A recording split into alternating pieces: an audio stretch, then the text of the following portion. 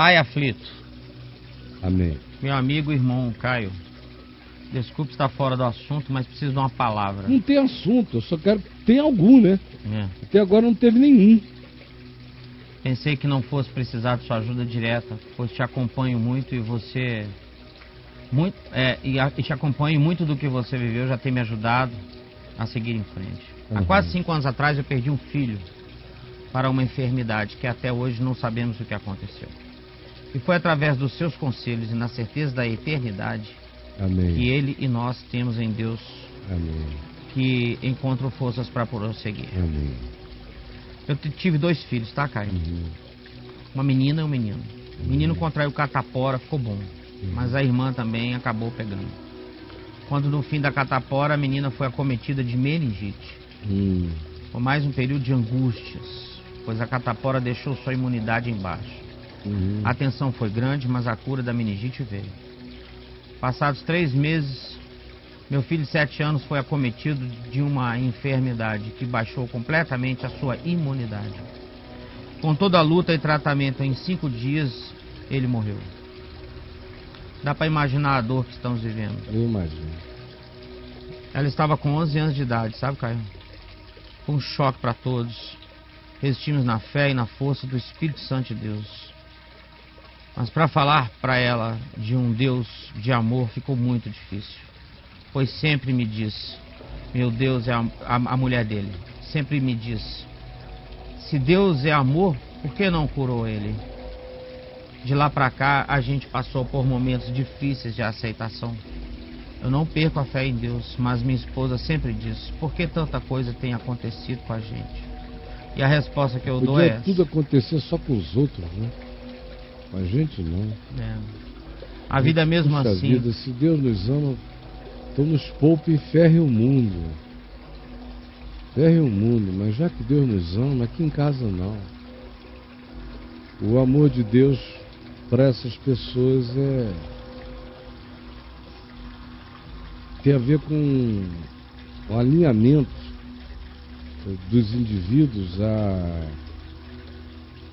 a um clube, a uma seguradora. O Deus é uma seguradora. O amor de Deus só se prova assim. Deus prova o seu próprio amor para conosco pelo fato de que nossos filhos, ficando doentes, serão curados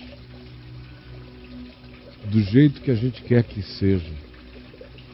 Deus prova o seu próprio amor para conosco pelo fato de impedir que catástrofes, acidentes e calamidades nos visitem aqui em casa.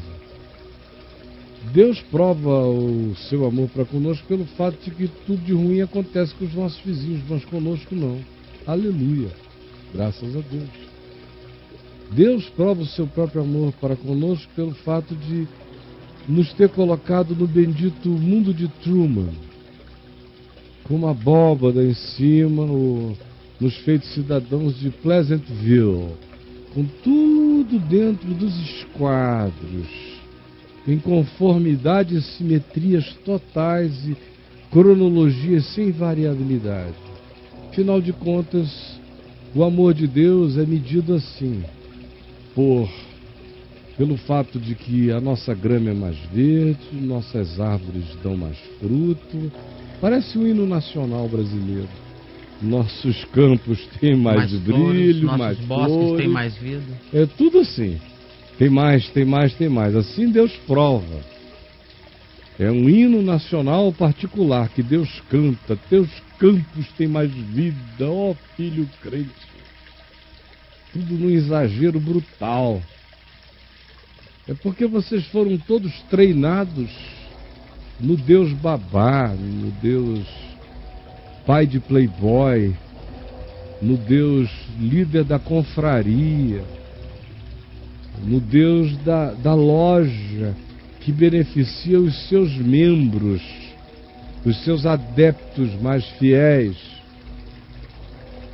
É um clube, personalité, a relação com o Deus proposto. Então, todos estão fadados a perderem o que chamam de fé. Todos, assim, estão fadados ao desespero. todos estão fadados ao ateísmo, no qual já vivem mesmo. Porque crer no não Deus é crer em Deus nenhum. Mesmo que você diga crer em Deus. Mas se esse Deus não corresponde a Deus, você não crê em nada. Você crê numa falsificação que não é Deus. Portanto, você não crê em Deus ainda. E se você entende Deus assim, você entende o Deus que não é Deus. O Deus que não existe. Portanto, não há Deus na tua vida, na vida da tua mulher. Se ela pensar assim, assim será. Eu sinto muito, de coração, me dá muita dor. Porque a gente fica lidando o dia inteiro com pessoas que são educadas nessa ilha da fantasia. E depois ficam cobrando de Deus proteções que não estão prometidas. Meu Deus, Jesus disse para quem veio dar uma notícia a ele: você viu o que aconteceu com aqueles caras na Galiléia que Pilatos mandou matar e misturou o sangue deles? Que tragédia! Como interpretas? Ou viu o que aconteceu na torre de Siloé? Será que foi maldição? A torre caiu na cabeça deles? Jesus disse não. Foi um acidente aqui na torre e lá. Uma circunstância do capricho político de um idiota. Mas se não vos arrependerdes, todos igualmente perecereis. Tanto faz se eu vou perecer cheio de saúde física e emburrecido na minha alma, ou se eu vou perecer, morrer doente e emburrecido. A única coisa que importa é se eu me desemburrecer. E aí, se eu me desemburrecer e viver com luz até o último dia de vida e saúde nessa terra, aleluia.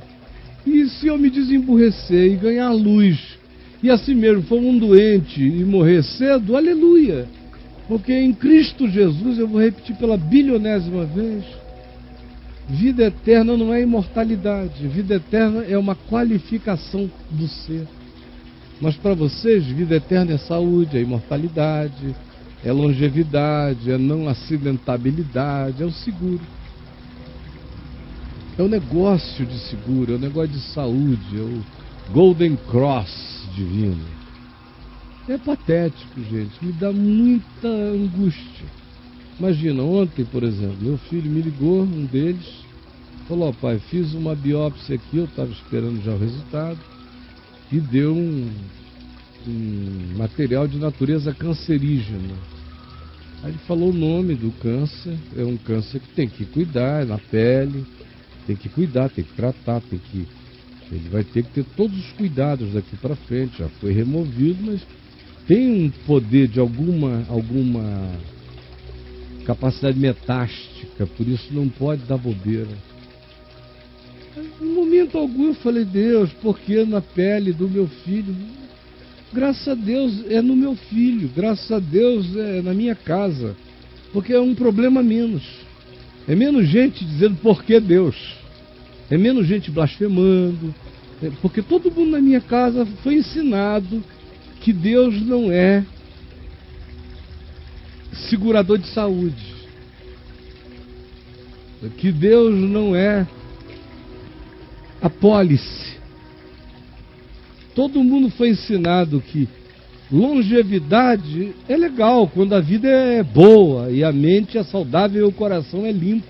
Do contrário, longevidade com um coração podre e uma mente ruim é maldição para quem assiste e para quem assim vive.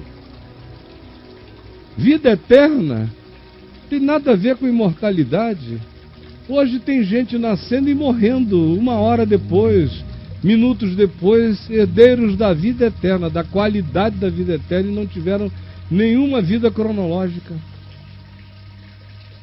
Mas quando é que a gente vai se desapegar desse paganismo cronológico do espaço-tempo e dessas promessas de apólice de seguro, dessa divindade perversa que diz: seja crente eu te pouparei, e na casa do descrente o pau vai comer? Porque essa é a expectativa que fica na cabeça de 90% de vocês. Então, meu Deus, acontece, na minha casa também. sepultei 2 filhos. Quanto mais velho, dói mais, quer mais vida junto. Problemas a gente enfrenta todo dia, doenças, temores, ameaças, notícias, surpresas, alguns sustos. Mas se o coração da gente está firmado no Senhor, é no Senhor que a gente vai viver todas as coisas. Porque se vivemos com saúde, com linearidade tranquila, momentos e fases longas da vida, para o Senhor vivemos e com gratidão assim faremos e fazemos. Mas se não é assim, para o Senhor vivemos com dor, com lágrima, com expectação, com esperanças, nem sempre todas elas se consumando na direção dos nossos desejos, às vezes tendo que aprender a esperar contra a esperança, às vezes tendo que dar a Deus para as nossas esperanças de longe, porque elas não ganham as concreções das nossas expectativas, mas prosseguimos e perseveramos, sabendo que o justo vive pela fé. Ninguém quer, é claro. Hoje de manhã, a primeira oração minha nesse dia hoje foi pelo meu filho. Essa semana eu tenho dito aqui para os meninos, e falei para a Adriana, eu tenho orado muito pelos meus netos, venho sendo acordando de madrugada para orar por eles. E hoje foi o meu filho, com razão bem objetiva. E a minha oração foi essa: obrigado, Senhor, porque nós podemos viver isso juntos como família. Não é nada, vai passar. E obrigado porque eu estou vivo aqui, eu posso contribuir com a tua paz em mim, eu posso contribuir com a graça dos entendimentos espirituais que o Senhor já me deu e que Ele já tem, mas reforçá-los, e posso ser um instrumento de segurança para melhoria e do próprio processo de tratamento, que tendo gente com instabilidade mental, espiritual, emocional e de fé, facilita tudo à volta. Então, obrigado. Obrigado, porque não é na casa do meu vizinho, talvez ele fosse ficar infinitamente desesperado. Não é na casa de fulano ou de Beltrano, de um monte de gente. Obrigado, Senhor. Porque se acontece com a gente, todas as coisas vão cooperar para o bem da gente. A gente te ama. Eu te amo. Ele te ama. Todos nós te amamos. Então, obrigado. Eu sei que tu vais fazer o que é melhor. E o melhor não é ter energia para viver 105 anos. O melhor é viver com qualidade cada dia que a gente possa viver. Viver com amor, com graça, sem ódio, sem raiva, sem obsessões perversas na mente, sem manias. Vocês têm que aprender o significado de Isaías 57, bem como do Evangelho todo. Mas Isaías 57, bem expresso todo do Evangelho, quando diz: pois o justo é levado antes que venha o mal e entra na paz. Não é a morte que é o mal na vida. Paulo diz, em 2 aos Coríntios, que a morte agora é nossa. A morte morreu, não mata mais. É um portal para a eternidade. Então, cada vez eu tenho que me desidiotizar mais.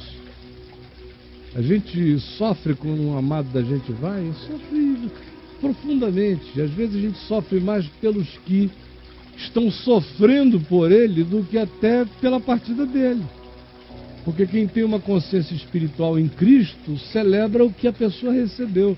Mas quem não tem fica sofrendo por não ter a percepção. Aí são esses que às vezes nos fazem sofrer muito mais em relação àqueles que foram. São os que lidam com isso sem esperança. Porque quem tem a certeza da glória de Deus sabe que o mal nunca será morrer. O mal sempre habita o viver, sempre habita o existir. O mal é existir mal. O mal é existir cada vez mais superficial, mais sem Deus, mais na casca, mais pedrado. Isso é que é mal. Viver longamente assim, isso é horroroso. Agora, o bem da nossa existência é paz. A gente, qualquer um que seja levado pela morte, em qualquer situação anacrônica, não pergunte por quê, apenas agradeça o fato de que essa pessoa provavelmente está sendo poupada daquilo que você, na sua idiotice, jamais imaginaria. Porque se você visse aquilo do que ele está sendo poupado, você agradeceria por ele ter sido poupado. Por qualquer um ser poupado. Porque a morte já não mata. O que mata a gente é o modo de viver. O que mata a gente para a vida eterna é o modo de existir. Quando nós nos tornamos de Jesus, é melhor largar de vez, porque do que adianta? Qualquer que seja a consciência de Deus que não produza esses fundamentos básicos, que são aqueles sobre os quais a vida se estrutura, e sem os quais nada produz esperança que valha. Porque se a nossa esperança em Cristo se reduz apenas às gestões de benefício dessa vida, nós somos os mais miseráveis, infelizes e idiotas de todos os outros. É melhor entender isso, porque a existência é implacável, ela não poupa ninguém. O raio não vai ficar caindo na casa dos outros, pode cair no teu telhado. E aí não digo, ó Deus, por quê? Refaça o telhado. Refaça e bote um para-raio. E não faça perguntas. Viva. Seja uma resposta positiva de fé à vida. É só assim que a gente vive a graça de Deus. Não é com respostas, é dando respostas de fé, é sendo a resposta da fé. É que o nosso coração vai crescendo em compreensões do muitas vezes incompreensível. Vamos, claro. Pois é, Caio, a resposta que eu dou à minha esposa é sempre essa. A vida é assim mesmo, nesse mundo caído, coisas boas e ruins acontecem a todos. Mas para complicar ainda mais a situação, minha filha contraiu HPV, a outra filha, né? Outro choque, angústia, quando tudo parecia ir bem. Entramos com o tratamento e finalmente veio a cura. Aí ontem eu recebi a notícia de que a minha filha tem lúpus, ainda numa fase branda. É muita coisa, uma atrás da outra. Você veja que o problema todo dessa casa tem a ver com tudo que ele narrou, tem a ver com a imunologia da casa. A imunologia. É uma casa sem imunidade. E tem uma deficiência imunológica grave cercando. Eu estou olhando, isso pode ser analisado do ponto de vista genético, e hoje em dia ainda são exames caríssimos para detecção, para ver se existe o defeito genético, mas é muito provável que não seja uma deficiência genética, que seja uma coisa que tem a ver com campo de força aqui, ó, mental. Ontem eu estava vendo com a Adriana um documentáriozinho de um desses episódios, de uma dessas coisas relacionadas a fantasmagorias vinculadas a objetos. A de ontem era um objeto judaico, uma caixa chamada Dibuk. É uma história antiga que tem a ver com crenças judaicas não bíblicas, superstições judaicas, feitiçaria judaica, bruxaria judaica. Mas tudo judaico acaba se vinculando também aos elementos de natureza bíblica, às tipologias, às arquetipias, às simbologias, de modo que essa caixa de conteúdo maligno, de book, se conecta à ideia da Arca da Aliança. Sim. De Arca da Aliança para o mal. Imaginei. E que fica animada ou por um demônio diretamente, ou por algum morto que tenha morrido perto, em muita agonia e não tem assuntos resolvidos ainda, se agarra à pessoa mais próxima dela E se a pessoa tiver alguma relação com a caixa passa a ser o elemento simbólico da habitação daquele espírito.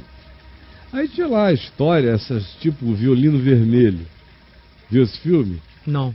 É um filme bonito de se ver. Um violino amaldiçoado, que quem toca nele vai experimentando catástrofes no curso de séculos e séculos. Ixi. É um violino mortal. Essa caixa do D-Book tem uma historinha assim. Eu até vi um filme outro dia baseado numa caixa de D-Book dessa. Onde chega a maldição começa, as doenças, todo mundo fica doente na família. E eram histórias que eles tinham levantado uma depois da outra. Chegou a caixa cheirava mal, tinha um cheiro estranho, exalava uma coisa meio defunta dela, meio de morte. E ao mesmo tempo as pessoas iam ficando doentes.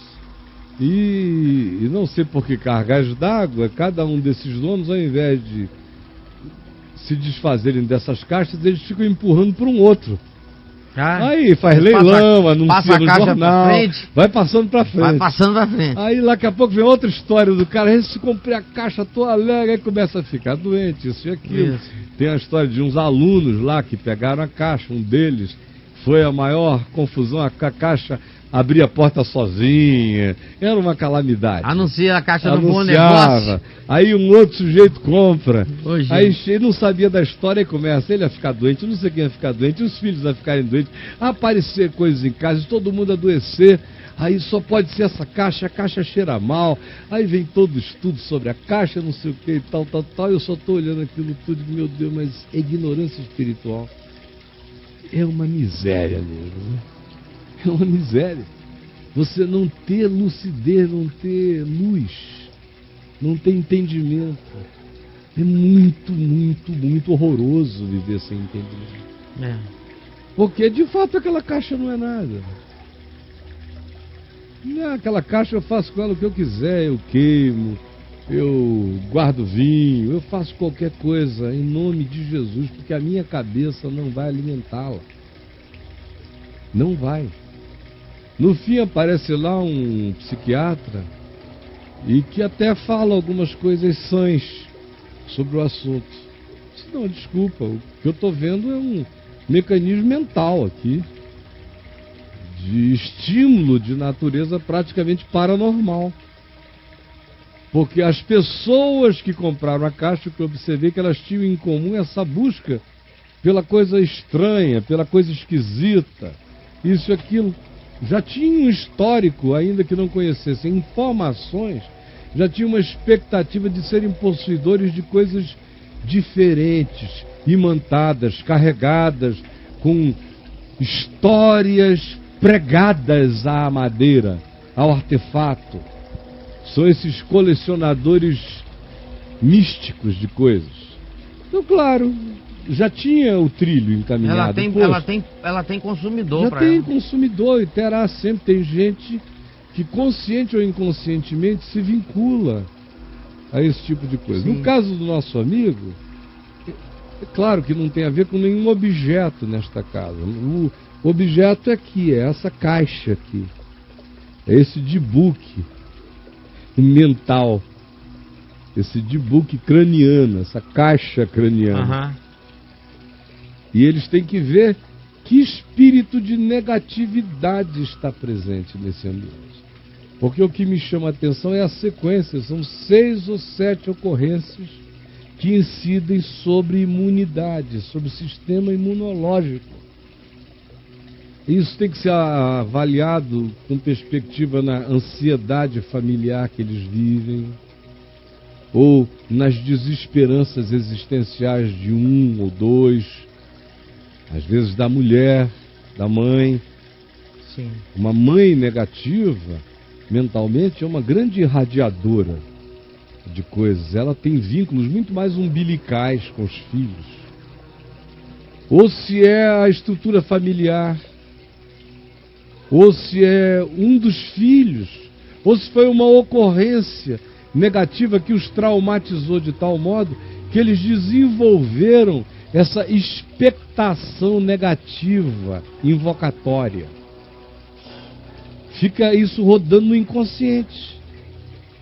Eles não sentem e não sabem o que fazem, mas existe uma expectação de negatividade, de visitação do mal, um medo latente. Aí não tem sistema imunológico que aguente. Tudo vai entrar. E quando isso se transforma numa troca mental silenciosa, não falada, não tratada, não confessada, não identificada, ao contrário, transferida, como é o caso deles, transferida para Deus, transferida para o diabo, transferida para poderes externos. Então, quando você transfere para alguém, você não trata a fonte. Porque a fonte sou sempre eu, somos sempre nós. Por que você não vê assombração acontecendo em lugar onde não tem ninguém? Você vê? Para uma assombração acontecer, tem que ter algum movimento humano no pedaço. Nem que seja do humano curioso que deixou a câmera para gravar. Ele precisa de uma cena. Ele precisa de uma cena. E ele é o sinal. Ele é o sinal. Ele é o sinal. Para o que exista ou para o que não exista, e ele produza, ainda que inconscientemente. Então é tudo muito mais sutil e complexo do que a gente imagina. E eu, se fosse ele, ao invés de ficar preocupado com essa sequência, eu ficaria preocupado com o estado deles.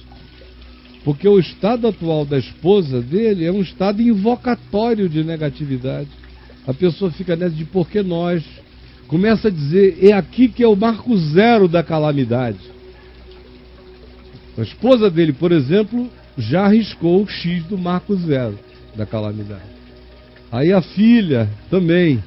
A história do filho também. A história dele também. Ele é quem mais reage a isso. Eles já se associaram. Mas já se associaram. Inconscientemente, tem uma aliança de uma solidariedade profunda com essa suspeição, com essa expectação negativa, que vira uma invocação. Gera uma vulnerabilidade inconsciente. Total. Né? Altera tudo. E o sistema imunológico é o primeiro a ser arriado. Baixa mesmo a guarda. Tudo fica entrando e saindo com extrema facilidade. E tem muita família assim, né, Caio? Demais. Aí ficam alimentando as igrejas universais, esse negócio verdade. todo.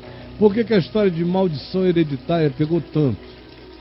Porque ao invés do cara tratar a cabeça, o que está acontecendo aqui com a gente, na cultura familiar, do que já veio de pai para filho, dessas transferências na linha do tempo, e dessas transferências na horizontalidade da comunidade imediata, familiar na qual eu vivo. Então, se eu não faço essas perguntas e não analiso isso para tratar isto aqui em mim, sim, mas ao contrário, se eu transfiro e começo a culpar Deus pela sucessão dos eventos, ou o diabo, ou qualquer outra coisa, eu me amarguro mais ainda, me revolto, me machuco, me vulnerabilizo porque Deus não me ama, estou sozinho, agora sim o bicho vai pegar, porque Deus não cuida mesmo.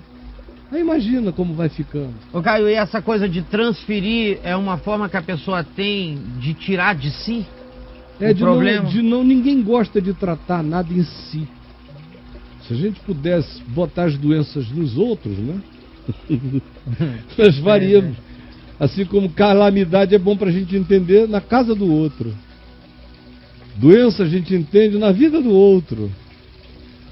É tudo na vida do outro, na nossa. Só o que faça cócega e seja gostoso, porque o que doa... Só o filé. Não.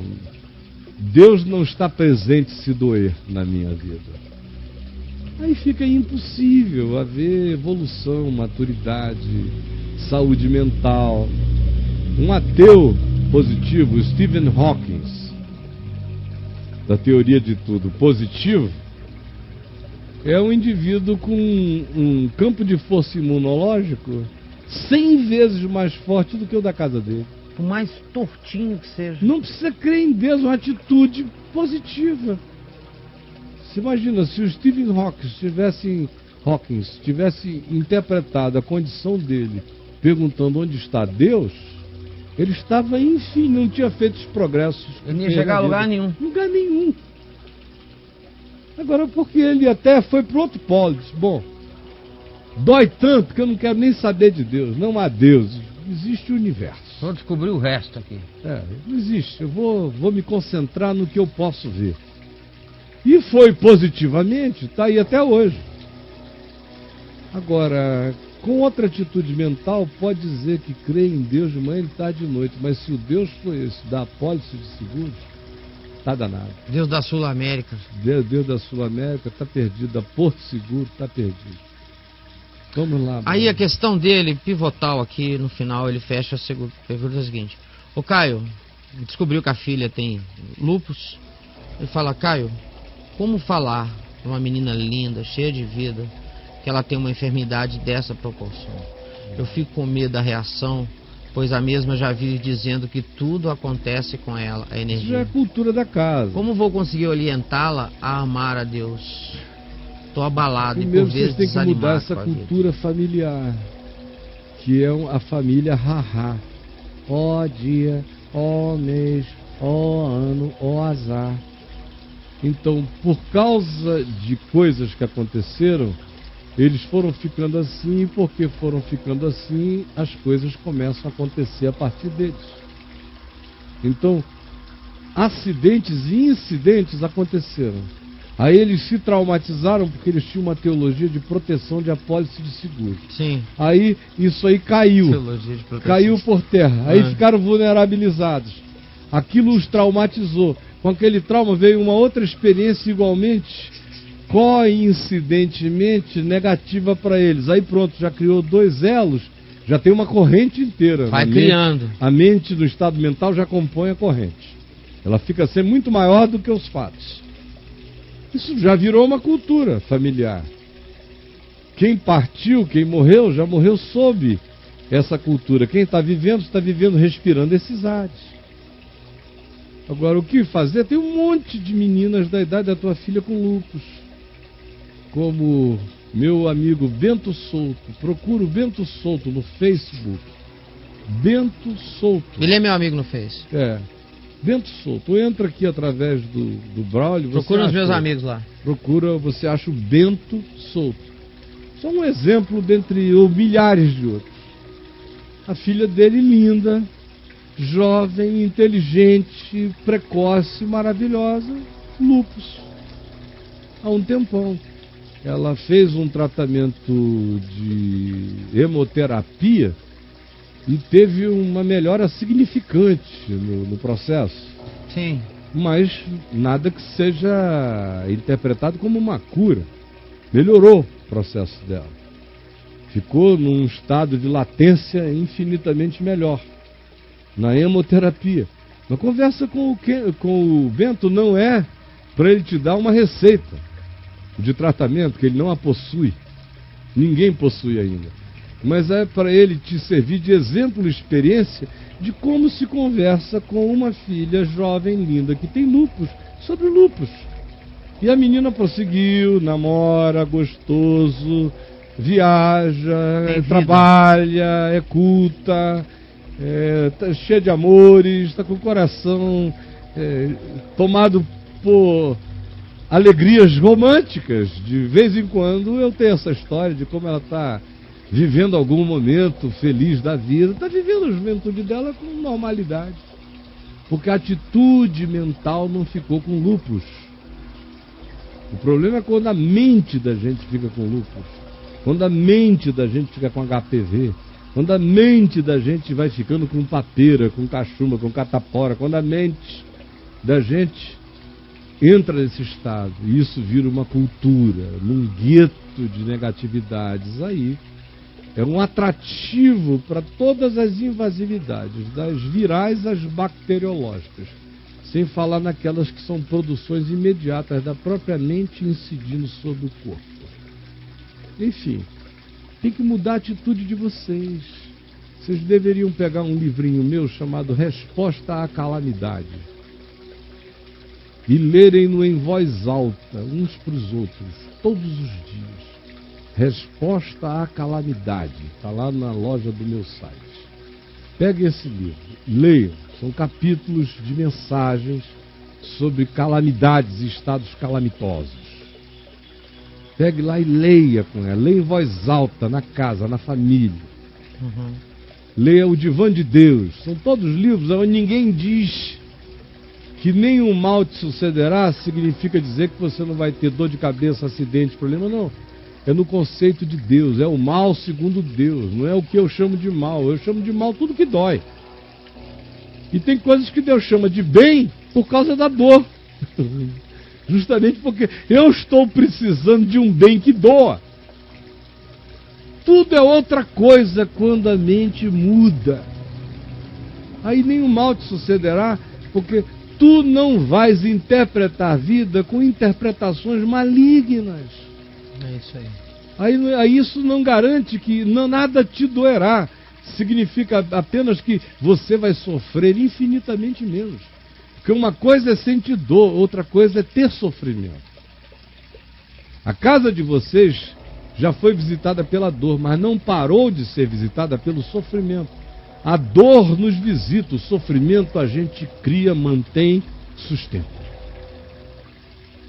A dor pode ser alienígena, mas o sofrimento é sempre uma decisão pessoal, de manutenção, de validação e de perseverança na interpretação vitimada da dor. Isso é o sofrimento. E a interpretação vitimada da dor, que é o sofrimento, é que vem adoecendo e baixando o campo de imunidade de vocês todos. Então faça isso. São as sugestões rápidas que eu tenho a dar. Boa. Tá, meu mano? Beleza.